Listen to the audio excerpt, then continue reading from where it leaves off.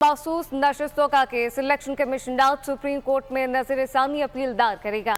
Election commission की हिदायत पर कानूनी टीम ने दरखास्त तैयार कर ली है, जबकि इलेक्शन कमीशन ने इख्तियारात का सुप्रीम कोर्ट में दिफा करेगा। ज़राए के मुताबिक सुप्रीम कोर्ट के फैसले में इबाम भी अपील का हिस्सा होगा।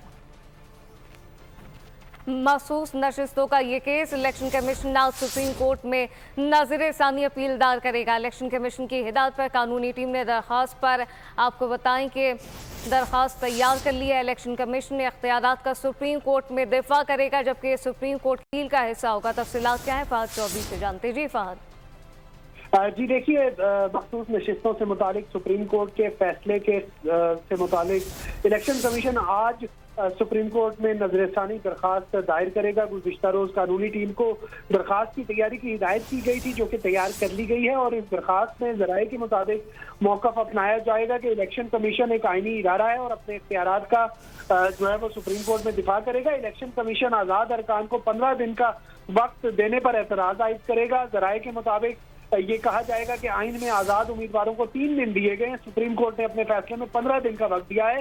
इससे अभाम पैदा हो रहा है और इस अभाम को भी दूर करने की दरखास्त की जाएगी, जो कि पहले ही सुप्रीम कोर्ट से इलेक्शन कमीशन रुजू करके अभाम से मुतालिक क्लेरिफिकेशन मांग चुका है। जी फहद, बहुत शुक्रिया। सब्सक्राइब करें और बेल दबाएं ताकि कोई खबर रह न जाए।